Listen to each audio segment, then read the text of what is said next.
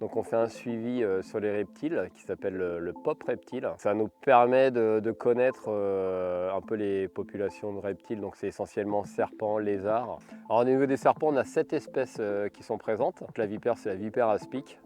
Et après sur les 6 couleuvres, il y a la couleuvre esculape, la couleuvre helvétique qui était anciennement appelée la couleuvre à collier, la coronelle girondine, la coronelle lisse, la couleuvre verte et jaune, et la couleuvre vipérine. Suit donc le protocole POP reptile, qui est un protocole national et donc qui impose de faire des petits transects de 75 mètres qui sont avec 4 plaques qui sont espacées de 25 mètres chacune. Le protocole il est fait par la Société herpétologique de France. C'est un protocole national. Il peut être aussi fait par des amateurs, entre guillemets, des gens qui décident chez eux de faire ce transect de 4 plaques. Tous ces résultats sont collectés au niveau national et permettent de connaître un petit peu l'état de la population des serpents et la distribution des espèces sur le territoire français. Alors la tendance actuelle des reptiles est quand même plutôt en déclin. C'est un très bon bioindicateur et c'est surtout aussi un bon régulateur. Quand il peut y avoir des invasions de micro-mammifères qui peut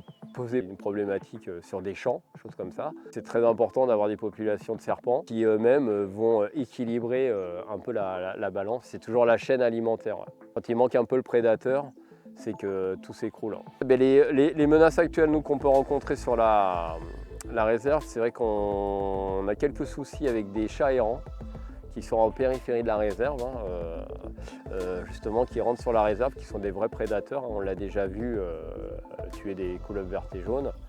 On a aussi les faisans qui sont lâchés à la chasse et qui sont des vrais prédateurs, pareil, sur les serpents. Après, on a des prédateurs naturels. Là, on a le circaète de Jean Leblanc, qui est le prédateur de serpents. Mais là, on reste dans un contexte écologique, donc tout à fait normal. Donc nous, on est content de voir des circas, parce que de toute manière, si on voit des circas, c'est qu'on a des serpents.